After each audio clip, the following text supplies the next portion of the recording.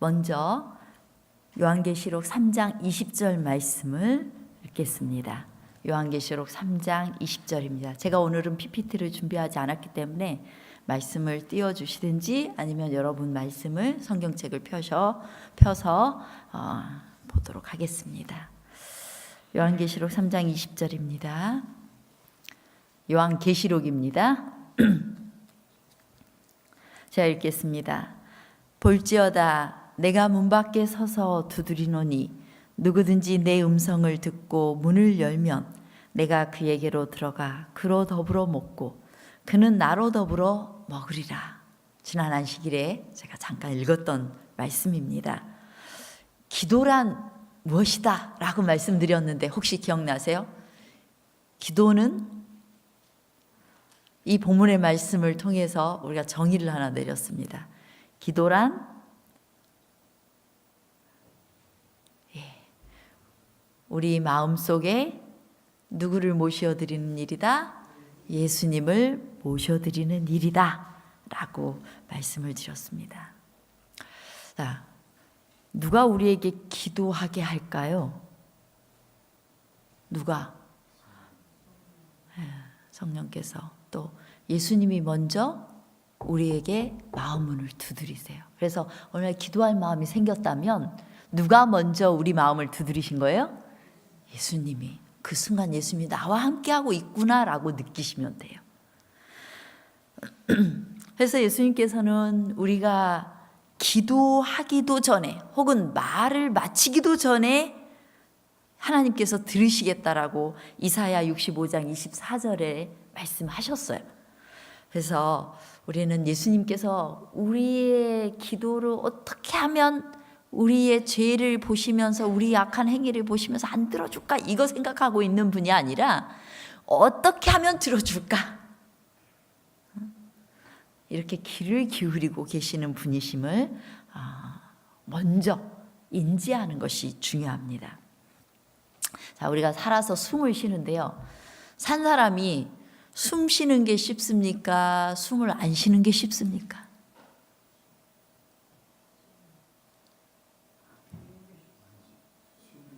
쉬는 게 쉽죠. 여러분 숨 쉬어야지 애써가지고 쉽니까? 숨을 안 쉬려면 애를 써야 돼요. 그런데 숨을 쉬게 되어 있어요. 왜 그럴까요? 우리의 이 몸이 필요로 하는 공기의 압력이 숨 안 쉬면 견딜 수 없게 지금 되어 있거든요. 공기 압력이. 그래서 숨을 쉬어야만 되도록 하나님께서 설계를 해놓으셨어요. 이 지구를 창조하실 때. 우리가 필요로 하는 공기가 우리의 온 몸을 감싸고 있습니다. 그래서 이 우리 몸속으로 들어오고 싶어하는 그 압력을 가하기 때문에 숨을 쉬는 것이 훨씬 쉬운 것입니다. 그래서 우리가 억지로 숨을 안 쉬기로 작정하지 않는 한 숨이 쉬어지는 거예요. 그래서 호흡기관이 움직이기만 하면 공기는 곧바로 폐로 들어와서 몸 전체에 무엇을 줘요? 생명을 주는 것입니다.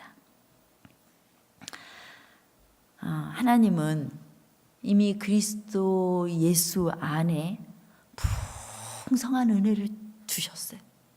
정말 우리를 위한 아주 풍성한 은혜를 예수님 안에 두신 겁니다.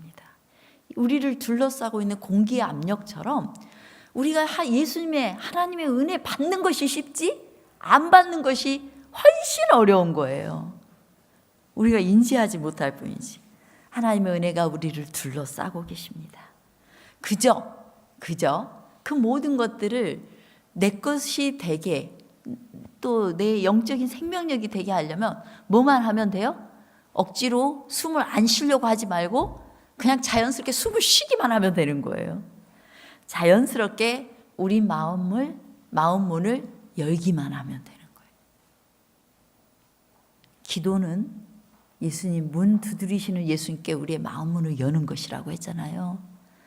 그래서 그냥 하나님의 그 놀라운 은혜를 누리기 위해서는 그냥 예수님의 두드리심에 마음 문을 열기만 하면 되는 겁니다. 그래서 기도는 영적인 호흡이라고 말씀하고 있잖아요. 그래서 그냥 숨 쉬면 되는 거예요. 억지로 안 쉬려고 하지 마시고. 자, 예수님께서 3장 20절에 계시록 3장 20절에 누구든지 내 음성을 듣고 문을 열면 내가 그때 그에게로 들어가서 그와 더불어 먹고 그는 나와 더불어 먹으리라 라고 말씀하고 계세요. 내가 그에게로 들어가겠다고 말씀하십니다.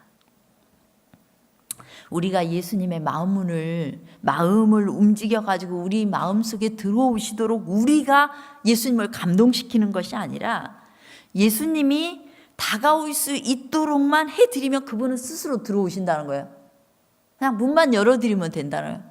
문 열어드린 게 뭐라고요? 기도하면 된다는 거예요. 예. 예수님은 우리 안에 들어오기를 간절히 원하고 계시기 때문입니다. 우리만 거절 안 하면 예수님은 들어오시는 겁니다. 우리가 숨 쉬는 것과 같다. 예수님이 우리 안에 들어오는 건 어떻게 예수님을 모셔드리지? 그냥 기도하시면 돼요. 안 되겠다 생각 들거든 기도하시면 돼요. 내가 이렇게 살아서는 안 되지 이런 생각 들든지, 내가 너무 지금 힘들어 이런 생각 들든지, 그때 그냥 기도하시면 됩니다. 기도란 예수님께 마음을 열어드리는 거. 그것은 예수님께 우리의 어려움을 헤아리셔가지고 예수님의 큰 능력으로 우리의 문제를 해결할 수 있는 기회를 드리는 걸 의미해요. 예수님이 우리가 마음문만 열면 예수님이 들어오셔가지고 뭐 하시겠다고요? 우리와 더불어 먹고 그는 나와 더불어 먹으리라, 교제하겠다. 그 영적인 교제를 나누시겠다고 하셨거든요. 그렇다면 그냥 그냥 마음문 여는 기도 딱 하면 그 순간 예수님이 무슨 일을 하시든지 그냥 그렇게 예수님이 하시는 거라는 거예요. 우리에게 기도의 특권을 허락하신 예수님은 우리의 연약한 체질을 아시는 분이셔요. 그래서 가장 연약한 사람도 능히 이용할 수 있는 방법으로 예수님과 교제하고 예수님의 도우심을 구할 수 있도록 그렇게 설계하신 겁니다. 가장 연약한 갓난 아기라도 태어나자마자 뭐예요? 숨 쉬잖아요. 그 공기 압력에 의해서 숨 쉬는 것처럼 그냥 영적으로 나는 아무것도 아니고 이제 막 예수님을 믿게 됐다 하는 사람도 기도할 수 있도록, 그냥 기도하면은 예수님이 우리 안에서 영적인 많은 일들, 살아계신 하나님이시기 때문에 그런 일들을 많이 일으켜 주신다는 거예요. 경험할 수 있게 해주신다는 거예요. 근데 우리가 기도를 참 어렵게 생각해요. 어떤 분들은 공중기도를 너무너무 어렵게 생각해요. 막 떨리면 그럴 수 있겠죠. 그런데 우리가 자꾸 훈련하셔야 됩니다. 개인적으로 예수님께 편안하게 기도드리는 훈련, 그리고 또 공중기도를 할 때에는 이렇게 우리 정용만 목사님 항상 강의를 할 때 그래요. 설교자가 원고 없이 설교하면 준비가 안 되고 엉뚱한 소리를 많이 하게 되거든요. 근데 기도자는 그냥 기도해도 된다라고 생각을 하는데 그건 정말 잘못됐다는 거예요. 공중을 대표해서 기도할 때는 반드시 적으라. 기도하면서 기도를 준비해서 적으라는 거예요. 적어서 우리 모두 이 회중들을 대표해서 기도하는 거기 때문에 잘 준비된, 기도하면서 이 회중의 필요가 무엇인지 그걸 생각해서 또 교회의 필요가 무엇이고 그런지 그걸 잘 아뢰는 기도거든요. 그래서 제가 순서지에 보면 회중 기도라고 적어놨어요. 대표 기도에 회중 기도에 회중을 위해서 드리는 기도라고 해서. 그래서 자꾸 기도하면서 하나님께서 주시는 그 기도를 공중 기도에서는 하도록 훈련하셔야 됩니다. 우리 집사님이 되었든 그냥 뭐 직분을 안 맡았든 한번 그런 시도를 해보세요. 왜냐하면 이 기도는 특권이기 때문이에요. 네. 그리고 무엇보다도 개인적인 기도, 길을 가면서도 예수님이 문 똑똑 두드리실 때 그냥 열어드리는 거예요. 예수님 어떻죠? 이렇게 대화하고 싶으면 대화하는 겁니다. 그것이 기도인 것입니다. 옛날에 그 불뱀에 물렸던 이스라엘 백성들이 광야에서 불뱀에 물렸던 사람들이 살 수 있는 유일한 방법이 뭐였어요? 놋뱀을 쳐다보기만 하면 되는 거였어요. 놋뱀은 누구를 상징해요? 예수님. 왜 뱀이었어요? 십자가의 예수님을 가리켰는데 뱀은 사단을 원래 가리켜요. 죄를 가리키고. 하지만 뱀의 형상으로 장대단 것은 이 예수님이 십자가에 달려 돌아가셨을 때는 우리 인류의 모든 죄 자체를 짊어지셨기 때문에 죄 자체가 돼버리신 거예요. 예수님이. 인류의 모든 죄를 짊어진, 그리고 원죄까지도 다 짊어지신 죄 자체가 되신 예수님을 상징하기 때문에 놋뱀의 형상이 바로 십자가의 예수님을 상징했던 것입니다. 그저 무서운 독이 치유될 수 있는 유일의 방법은 바라보는 것이었습니다. 기도란 영혼의 눈을 들어 예수님을 바라보는 것입니다. 우리 폐결핵 환자들은 어떻게 해야 살죠? 잘도 먹고, 진짜 중요한 게 뭐예요? 좋은 공기를 마셔야 돼요. 신선한 공기.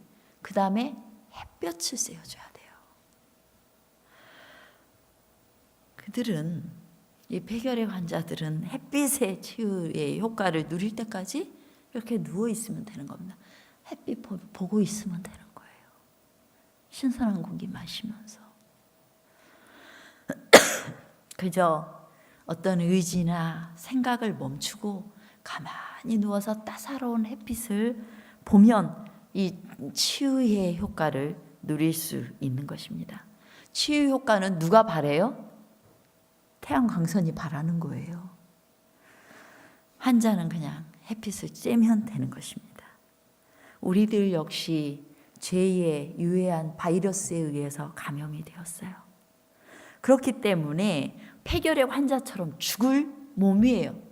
그러면 의의 태양이신 예수님께서 치유의 광선을 발하시도록 그냥 밖에 나가서 햇빛 앞에 햇빛 바라보면서 햇빛을 쏘여주면 되는 것입니다. 치료하는 광선을 그러면 예수님께서 비추시는 것입니다. 기도는 이런 거예요. 기도는 그냥 예수님 앞에 나가서 예수님 바라보는 것입니다. 그냥 너무 어렵게 생각하지 말고 길 가다가도 하시고 또 아침에 눈 뜨면 하시고, 그렇게 그냥 살아서 존재하시는 그분의 은혜를 인지하면서 그렇게 기도하시는 것입니다. 종로의계단 94페이지에 한 구절 읽겠습니다. 우리의 하늘 아버지께서는 그의 풍성한 축복을 우리에게 부으시려고 기다리신다. 무한한 사랑의 샘에서 마음껏 마시는 것은 우리의 특권이다. 우리가 기도를 그렇듯 적게 하는 것은 얼마나 이상한 일인가. 하나님께서는 당신의 자녀 중에 아무리 비천한 자라도 진정으로 하는 기도를 들으시려고 고대하시고 기뻐하시지만 우리들은 우리의 소원을 하나님께 고하기를 매우 싫어한다. 하나님께서는 무한하신 사랑의 마음으로 사람들을 그리워하시고 저희가 구하고 생각하는 것 이상으로 주시려고 하시지만 그들이 그렇듯 기도를 적게 하고 그렇듯 믿음이 적으니 이것을 볼 때 하늘의 천사들이 시험에 빠지기 쉬운 불쌍하고 무능력한 인간을 어떻게 생각할 것인가. 제가 지난 안실에도 한번 읽었던 말씀이에요. 그저 예수님은 뭐든 정말 우리하고 나누고 싶으시고 풍성한 축복 주고 싶어서 안달이신데 우리가 억지로 기도를 안 해요. 아, 이제 기도가 필요할 때인데 라고 생각하면서 안 해. 하나님의 마음이 아프신 것입니다. 기도는 주님의 은혜로운 빛 가운데 누워서 죄의 균을 무력하게 만드는 놀라운 치유의 광선 앞에서 영혼과 육체의 환부를 드러내는 것. 그것이 기도예요. 내 마음속에 있는 죄를 예수님 앞에서 드러내는 것입니다. 치유해 주시기를 바라면서. 그래서 기도하는 사람이 갖춰야 될 첫 번째 조건이 있어요. 정말 첫 번째 태도가 있는데 그것은 무력감이에요. 무력감. 나에게는 아무런 힘이 없다. 나에게는 하나님께 나아갈 만한 아무런 잘한 게 없고 나는 무엇도 할 수 없는 존재다 라는 것을 그냥 인정하면 되는 것입니다. 나는 내 힘으로 다 살 수 있어 라고 생각하는 사람은 기도가 안 돼요. 하나님 없어도 얼마든지 내가 똑똑하기 때문에 내가 능력이 있기 때문에 그거 얼마든지 하거든요. 우리 허집사님처럼 일을 잘하시는 분은 기도를 많이 하셔야 돼요. 기도를 안 할 유혹에 빠질 수 있어요. 왜냐하면 너무 야무지셔가지고 일을 너무 잘하셔. 근데 그럴수록 무력감을 못 느낄 수 있어요. 그래서 나는 아무것도 아니다. 이렇게 느껴지는 것이 기도할 수 있는 첫 번째 조건이에요. 성령의계단 95페이지에 이렇게 말합니다. 하나님께서 우리의 기도를 들으시고 응답하시기를 기대하려면 우리에게는 몇 가지 조건들이 있다. 이 조건들 중 첫째 되는 것은 우리가 하나님에게서 도움을 받을 필요를 느끼는 것이다. 그는 허락하시기를 내가 가란 자에게 물을 주며 마른 땅에 시내가 흐르게 하리라고 하셨다. 의에 줄이고 목마른 것 같이 하며 하나님을 앙망하는 자들은 확실히 배부르게 될 것이다. 가란 사람한테 물 주고 마른 땅에 시내가 흐르게 하리라고 말씀하셨어요. 자, 그러니까 우리 모두 기도할 자격 돼요? 예. 우리 모두가 다 기도할 자격이 되고 보니까 기도할 만한 사람들이에요. 이 기도는 무기력한 자가 의지할 수 있는 최후의 방책이고 돌파구인 것입니다. 우리는 온갖 수단 방법을 다 쓰고 나서 마지막으로 기도에 의지해요. 그렇죠? 그런 것 같아요. 기도 않고 있다가도 내가 죽을지경 되면은 그때 기도하는 거 보니까 때로는 무력감을 느낄 수 있게 하는 시련과 고통은 나에게 힘이 되는 것 같아요. 근데 이 사실을 알면서도 그 순간에도 기도하지 않는 것은 가장 어리석은 사람.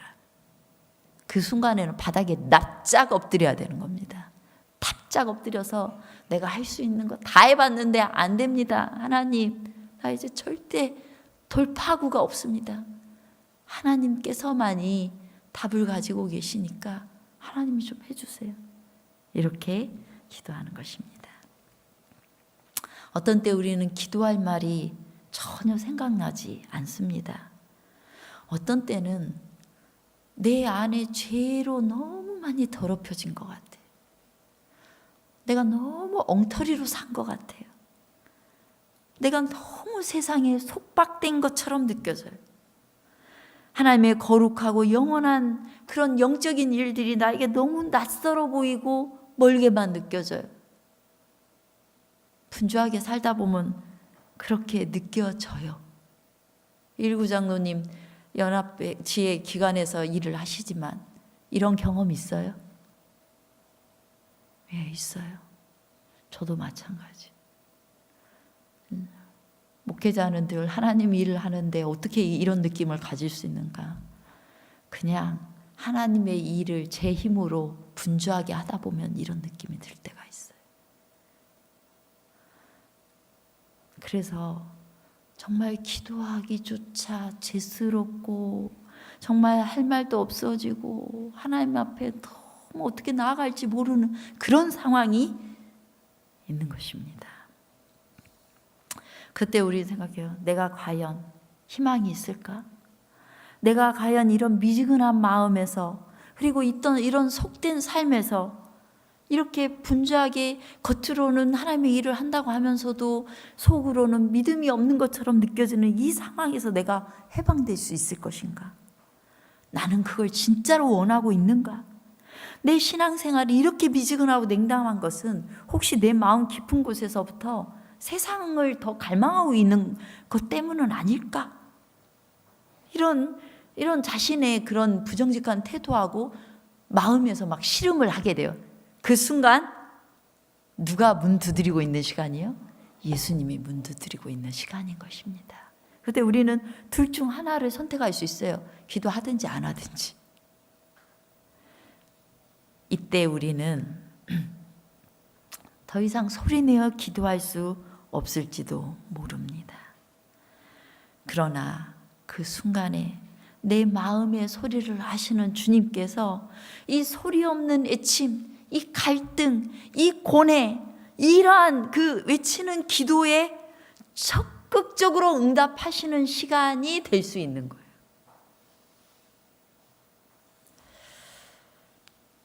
마가복음 2장에 들것에 실려온 중풍병자 이야기가 있습니다.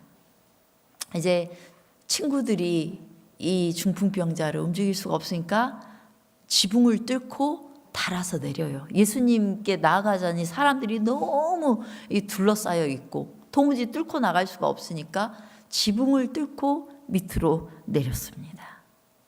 그런데 예수님께서 마가복음 2장에 보면은 이 중풍병자를 향해서 뭐라고 이야기해요? 소자야, 소자야, 내가 나음을 입었다. 이렇게 말씀하셨어요? 내 믿음대로 될지어다 하셨어요? 아니에요. 무슨 말을 했냐면 소자야, 내 제사함을 받았느니라. 아니 중풍병자가 낫기를 원할 텐데 제사함을 받았느니라 이렇게 말씀하신 거예요.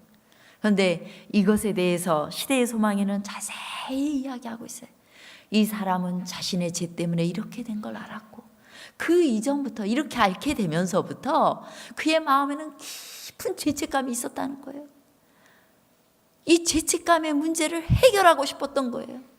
친구들은 단지 이 중풍병자인 친구를 낫게 하기 위해서 예수님한테 가면은 다시 일어설 수 있을까 해서 데려갔겠지만, 그러나 이 중풍병자의 마음속에는 내가 이 죄로부터 해방되고 싶은 마음, 그 마음이 있었던 걸 예수님이 벌써 아셨던 것입니다. 그리고 그래서 이 중풍병자의 기도에 먼저 응답하신 후에 건강을 회복시킨 것이었어요. 우리의 마음 깊숙이에 있는 기도를 어떤 때는 소리내어 하지 못한다 할지라도 예수님께서는 그 마음 깊이 있는 하나님, 이렇게 부르는 순간 내 마음속에 있는 그 문제를 아시고 그 문제를 먼저 들어주시기를 원하시고 또 그렇게 하신다는 것입니다. 갓난아이는 고작 우는 일밖에는 할 수 없습니다. 하지만 엄마는 알아차려요. 우리가 다 그렇게 해서 양육이 되었어요. 여러분 또 자녀를 그렇게 키우셨어요. 갓난아이가 울면은 정말 엄마들이 귀신처럼 지금 뭐 배고프구나, 아이고 졸립구나, 아이고 똥 쌌어 이러면서 체크하고 딱 갈아줘요. 갓난아이가 사실상 울지 않더라도 모든 걸 의지한 채 엄마를 바라보기만 하면 됩니다. 그런 태도는 아주 세차게 우는 것보다도 강하게 모성을 자극할 수가 있는 것입니다. 그렇죠? 그래, 너 먹을 때 됐지. 아이고 사랑스럽게 먹을 때가 됐는데도 조금 칭얼거리는 듯 한다면 이러면 금방 알아차리고 먹을 걸 주거든요. 마찬가지로 우리의 무력감은 우리 하나님의 마음속에 있는 부성애를 굉장히 많이 자극하는 거예요. 여러분, 무력한 그대로 그저 하나님 앞에 나아가시고 그냥 기도합시다. 무기력하게 느껴진다면 기도합시다. 뭔가가 어렵게 느껴진다면 기도합시다. 하나님하고 부르십시다. 자식들은 엄마의 희생과 고통을 잘 모를 수 있습니다. 감사는커녕 배은망덕한 태도를 취하기도 합니다. 그럼에도 불구하고 엄마는 개의치 않아요. 우리 부모님에게 가장 우리가 뭐예요? 버릇 없어요. 부모님에게 투정하고 그걸 알아요. 속으로 자식들도 알면서도 또 그렇게 합니다. 왜요? 믿기 때문이에요. 믿기 때문에. 부모님은 나를 그럼에도 불구하고 사랑하시고 뭔가를 해주는 분이심을 완전히 믿기 때문에 그래요. 그렇게 투정하고 버릇없는 자식이라 해도 자식이 뭐 필요하다면 얼른 해주는 것이 엄마 마음인 것처럼 하나님도 흠 많고 연약한 우리를 영원히 돌보고 계시는 것입니다. 우리 안에 죄를 품으면 기도를 듣지 않으신다라고 하셨는데 계속해서 우리가 얼마나 죄가 많은 존재인지 그것을 드러내고자 하셔요. 그리고 그 죄를 용서하시기를 원하시고 용서받은 죄 많은 의인이 되기를 원하셔요. 그래서 하나님은 벌써부터 용서해 줄 마음을 갖고 있기 때문에 하나님 용서해 주세요. 이렇게 한순간 이미 용서 끝이에요. 용서 끝이에요. 죄를 품지 않으면 난 죄가 많아가지고 안 돼. 그 생각할 시간에 얼른 하나님 앞에 하나님 저의 죄를 용서해 주옵소서 하고 당대하게 기도하는 것을 하나님이 더 좋아하시는 것입니다.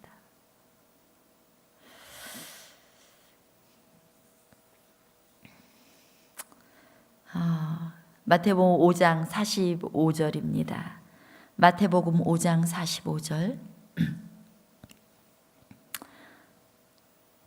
이같이 한즉 하늘에 계신 너희 아버지의 아들이 되리니 이는 하나님이 그 해를 악인과 선인에게 비추게 하시며 비를 의로운 자와 불의한 자에게 내리우심이니라.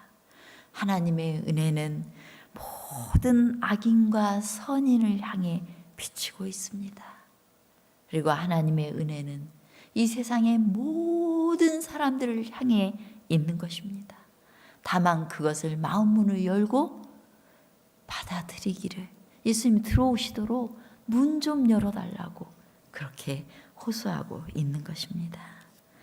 무력한 자는 지난날의 죄에 썩을 대로 썩어버린 마음, 회개를 모르는 강팍한 마음, 하나님을 향한 무관심, 반여, 성경 보기 싫어하고 기도하기 싫어하는 마음, 끝없이 죄를 원하는 자신의 연약한 의지를 점점 깨닫게 되면서 난 너무나 형편없는 인간이야 라는 생각을 하면서 고통스럽게 돼요. 고통 속에서 하나님을 향해 나는 죄인으로서이다 라고 부르짖게 됩니다. 그리고 간절하게 자주 규칙적으로 부르짖게 되는 거예요. 그래서 우리가 예수님 바라보면 자꾸 예수님 앞에 나아가자는 것이 예수님 바라보는 것이 참 중요하다는 것이 내 죄가 계속 드러나면 날수록 내가 무력감을 그만큼 느끼기 때문이에요. 그 순간 더 많이 내가 예수님이 필요한 존재임을 알고 하나님 없이는 못 살 존재임을 알고 그때부터 더 자주 규칙적으로 기도할 수 있게 되는 겁니다. 그래서 여러분들 안에 무력감, 죄책감 이렇게 있는 것들은 참 좋은 현상이에요. 하나님께 나아갈 수 있는 정말 기회인 것입니다. 그것마저도 없는 사람들이 문제예요. 예수님은 계속 그 사람 문 두드리고 있는데 나는 나만 믿어 하면서 그렇게 사는 사람이 제일 희망이 없는 거거든요. 무력감이 있을 때 우리는 진정으로 하나님을 찾을 수가 있습니다. 때로 우리는 답답한 중에 하나님은 왜 우리에게 응답하지 않지? 라고 질문하지만, 그러나 예수님은 벌써 무력감 가운데서 마음을 열어놓은 우리의 마음속에, 우리의 삶 속에 이미 들어와 계셔요. 이미 예수님은, 하나님은 우리 안에 오셔서 선한 일을 행하고 계셔요. 내가 기도했는데 그대로 응답하지 않은 그 순간에도 이미 뭐하고 계시다고요? 하나님이 들어오셔서 일하고 계시다고요. 선한 일을. 우리가 그 끝을 아직 못 봐가지고 그렇지 이미 그대로 응답하셨어요. 하나님이 내 기도는 응답 안 해주시는 것 같아. 아니요. 그거는 기도에 대해서 잘못 알고 있는 거예요. 하나님이 이미 응답하셨어요. 내가 기도했다면 응답하셨어요. 그런데 어떤 방식으로? 하나님이 우리에게 가장 좋은 방식으로 응답하신 거예요. 지금 일하고 계시는 과정이에요. 그래서 우리는 그냥 기대합시다. 기대하면서 하나님께서 우리에게 우리의 기도를 들으시리라고 믿으면서 우리가 기도하면 되는 것입니다. 우리가 당장은 이해하지 못하더라도 하나님은 우리 안에서 이루시는 일들이 정말 많아요.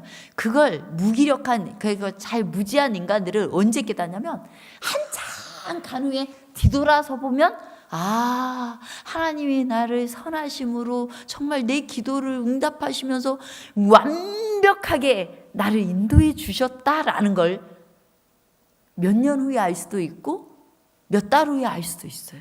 뒤돌아보면 알 수 있는 거예요. 그래서 가끔씩 하나님이 우리에게 주신 복을 헤아려 보는 것도 되게 중요해요. 찬미 중에 주신 복을 헤아려 보라고 하잖아요. 그런 것들이 우리의 믿음을 강하게 만들거든요. 자꾸 그래서 우리의 믿음을 고백하고 감사에 대해서 이야기하고, 그런 걸 제가 이제 여러분들에게 가끔 표현하게 하는 것이 그런 거예요. 그렇게 자꾸 한 번씩 생각해 봐야 돼. 생각이 안 나도 생각해 봐야 돼. 그래서 감사헌금 드릴 때는 꼭 한번 적어 보세요. 생각이 안 날 수 있어요. 그런데 한 주를 되돌아보면서 하나님께 하나님이 나를 어떻게 인도하셨지? 그래, 이것이 감사구나. 이렇게 좀 표현을 해보는 것들이 우리가 신앙생활을 할 때는 꽤 도움이 돼요. 구체화되고. 제일 좋은 건 하루에 잠자기 전에 하루에 5가지 이상씩 감사 노트를 적어보는 거예요. 이거는 심리학자들이 쓰는 치료 방법이기도 해요. 감사를 적어보는 거. 근데 우리는 하나님 앞에 하나님이 주신 은혜를 충분히 생각하고 그렇게 적어보고, 그건 하나님에 대한 고백이 될 수 있어요. 그러면 우리의 삶이 참 벅찰 정도로 행복하다는 걸 느끼게 되고 하나님께서 우리에게 은혜 베푸심을 알게 되는 것입니다. 기도는 그래서 우리가 무력감을 느낄 때마다 하나님께 솔직하게 고백하는 것이 기도예요. 네. 우리는 사랑하는 일과 희생하고 견디는 일과 성결고 기도하는 일, 죄의 욕망에 맞서 싸우는 일에 있어서 한없이 무기력하기만 해요. 내가 결심한다고 잘 되지 않거든요. 그런 우리의 본성을 깨달을 때마다 기도하는 것입니다. 그런 무력함을 깨달을 때마다 기도하는 거예요. 이제 근데 어느 정도 가다 보면 무력감을 느끼는 상태에서 벗어날 때가 있어요. 막 나는 충만해 있는 것 같고, 나는 막 기도가 잘 되는 것 같고, 나는 딱 하루에 정기적으로 하나님의 말씀 보고 기도하는 것 같은데, 그때가 또 위험한 때예요. 나는 이제 하나님 앞에서 이렇게 하고 있어 라는 자만심과 자기 만족이 들 수가 있어요. 영적인 일조차도. 그때는 또다시 이렇게 불안과 혼란, 또 제 용서를 확신할 수 없는 상태, 속된 욕망, 나태함, 이런 것들이 또다시 우리의 영적인 삶을 또 질식시키게 될 수 있는 것입니다. 근데 또다시 우리는 무력감을 느껴야 돼요. 무력감을 느끼면서 우리 기도하는 그리고 예수님께 의존해야 되는 것입니다. 이것이 우리를 하나님과 하나로 묶어주고 하나님을 더욱 강하게 의지하는 것입니다. 그럴 때 비로소 요한복음 15장 5절에 보면은 나를 떠나서는 너희가 아무것도 할 수 없습니다. 나는 포도나무요 너희는 가지니 내가 너 안에 내가 그가 내 안에 가면 그가 내 안에 내가 그 안에 가면 사람이 열매를 많이 맺는 나를 떠나서는 너희가 아무것도 할 수 없습니다. 너희가 아무것도 할 수 없습니다. 예수님을 떠나서는 할 수 없다는 말씀을 그때 비로소 이해하게 되는 겁니다. 그래서 우리가 끊임없이 하늘 가는 여정의 이 기도는 계속해서 무력감 느끼고 또 하나님 붙들고 또 저 사람 우리가 볼 때는 천사고 영적으로 깊은 사람인데 그래도 무력감 느껴야 돼요. 남들 보는 눈이 중요하지 않습니다. 무력감을 느끼는 것이 기도에 있어서 대단히 중요한 것이에요. 그 다음에 기도에 있어서 중요한 두 번째 태도가 뭐가 있냐면 믿음이에요. 믿음. 히브리 11장 6절에 보면 히브리 11장 6절입니다. 믿음이 없이는 기쁘시게 못하나니 하나님께 나아가는 자는 반드시 그가 계신 것과 또한 그가 자기를 찾는 자들에게 상 주시는 이심을 뭐해야 할지니라 믿어야 할지니라. 무력감이 아무리 크다 해도 믿음이 없이는 우리가 기도할 수 없어요. 저 사람이 줄 거라는 생각 없는데 내가 요구할 수는 없거든요. 그래서 우리가 이렇게 믿으면 이렇게 여러 성경절에 요한복음 11장 40절에 보면 내 말을 네가 믿으면 하나님의 영광을 보리라 라고 말씀하고 있어요. 또 마태복음 8장 13절에 보면은 백부장이 말씀하시기를 내 믿음대로 될지어다 이렇게 말씀하고 있어요. 그래서 기도하는 사람을 하나님을 믿어야 됩니다. 기도는 하되 응답을 믿지 않는다면 그것은 하나님을 모욕하는 거예요. 하나님 뭐라 말씀했어요? 반드시 구하면 듣겠다라고 하셨거든요. 그런데 하나님이 내가 기도한 거 뭐 응답하시겠어? 요거는 누구를 모욕하는 일이라고요? 나는 부족하니까 응답 안 할 거야. 하나님을 모욕하는 일이라고요. 하나님은 기도 응답 하시겠다고 했는데 우리 마음대로 생각해 버리는 거예요. 그래서 야고보서 1장 6절에 믿음으로 구하고 조금도 의심하지 말라고 했잖아요. 그런데 우리는 기도하기 전에는 물론 기도하는 중에나 기도 마친 후에도 의심해요, 안 해요? 의심하죠? 의심합니다, 때로. 마치 요동하는 바닷물결 같습니다. 이런 경우에 하나님께 부르짖지만 기도 응답을 받지 못합니다.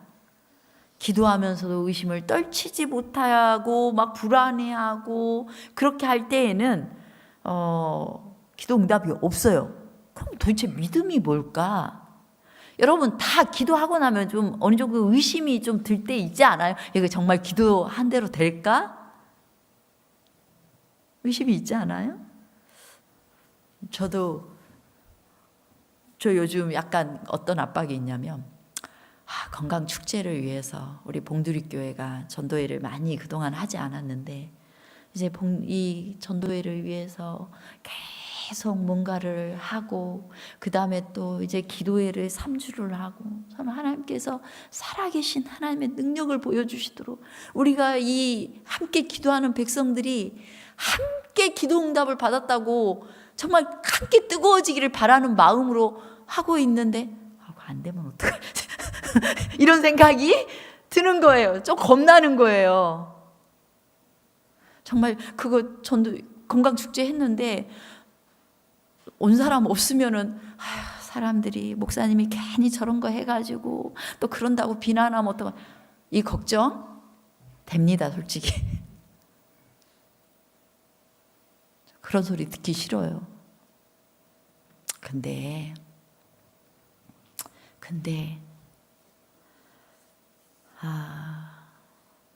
우리가 그때 믿어야 되겠죠. 믿음으로 구해야 되겠죠. 믿은 대로 된다고 했으니까 그 약속의 말씀을 붙들고자 합니다.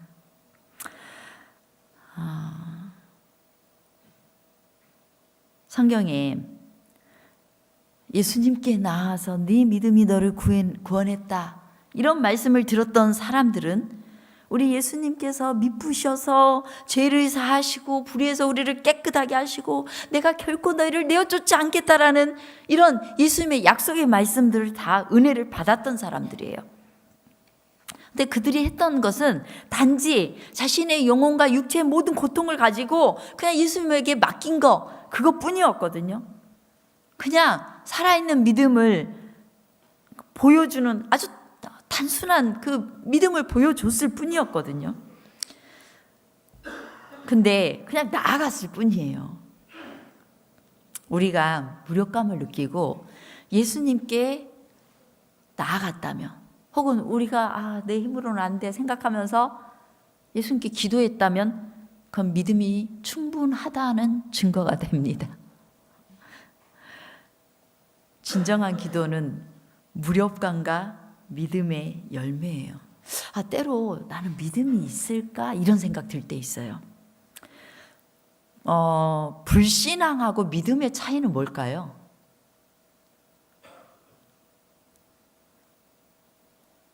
의심. 불신앙하고 의심의 차이는 뭘까요?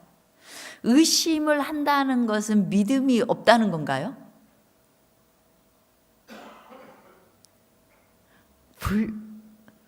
불신앙은 정말 하나님을 안 믿는 거예요. 그렇죠? 의심은 할 수 있지만 믿을 수는 있어요. 이게 어떤 차이가 있냐면 불신앙은 의지에서부터 비롯된 겁니다. 믿음을 거부하는 성향이에요. 이제 자신의 무력감을 인정하고 예수님께 나아가서 솔직하고 담대하게 자신의 죄와 자신의 고통을 고백하기를 억지로 거부하는 성향이 불신앙이에요. 내가 계속 무력감을 느끼는데 우리가 이런 나라도 기도하면 들어주실까? 이런 의심이 들어요. 의심이 들 때 이제 불신앙으로 가느냐 믿음으로 가느냐 두 갈래 길에 있는 것입니다. 하나는 불신앙은 안 들어줄 거야 라고 생각을 하고 그냥 그런 상태인데도 그냥 내 방식으로 사는 거예요. 기도 절대 안 하는 거예요. 무릎 절대 안 꿇는 거예요. 절대 마음으로도 기도 안 하는 거야. 하나님 부르지도 않는 거예요. 그냥 활동은 하는데 안 하는 거예요. 그게 불신앙이에요. 그런데 의심은 뭐냐면 그냥 이 기도를 들어주실까 어떨까 하는데 그래도 하나님이 들어주신다고 했으니까 내가 기도합니다 하면서 기도하는 게 믿음입니다. 믿음 쉽죠? 기도하는 거예요. 기도할 때 하나님이 들으실 걸 믿는 것입니다. 우리가 때로 의심할 수는 있지만 그러나 그럴 때 어떤 기도를 먼저 해야 돼요? 내가 믿나이다. 나의 믿음 없는 것을 도와주소서. 이런 기도를 해야 돼요. 그 쓰러진 아들을 위해서 제자들에게 찾아갔지만 제자들이 기도해도 못 고쳤어요. 근데 예수님께서 변화산에서 내려오셔서 이 아버지의 이 기도를 들으십니다. 그런데 믿는 자에게 능치 못할 것이 없다라고 예수님이 말씀하셨을 때 내가 그 말씀 믿습니다. 그런데 저의 믿음 없음을 도와주소서. 근데 자꾸 흔들리는 이 의심을 도와주소서. 이게 믿음이라고요. 우리는 의심하는 나를 고백하고 그 믿음 없음을 도우시도록 우리는 기도할 수 있는 것입니다. 자, 우리 예수님께서 유일하게 아무것도 할 수 없었던 경우는 불신앙의 경우였어요. 예수님의 고향 나사렛에 가셨을 때 그들이 믿지 않고 예수님을 내쫓았기 때문에 나사렛 동네에서는 아무것도 할 수 없었어요. 예수님이 지나가신 곳마다 시대에서만 보면은 병자가 없었다고 그랬거든요. 그런데 나사렛에서는 할 수 없었어요. 우리가 억지로 고집피워서 끝까지 안 믿기로 작정하고 기도하지 않으면 예수님이 우리의 삶에서 아무 일도 할 수 없습니다. 여러분, 그저 무력감 가지고 예수님께 오늘 약속의 말씀 붙들고 그냥 기도합시다. 의심스러울 때 그냥 믿음 없음 도와주세요 하면서 기도합시다. 그런 기도 생활을 통해서 우리 하나님의 충만한 은혜를 누리면서 살게 되시기를 간절히 바라겠습니다.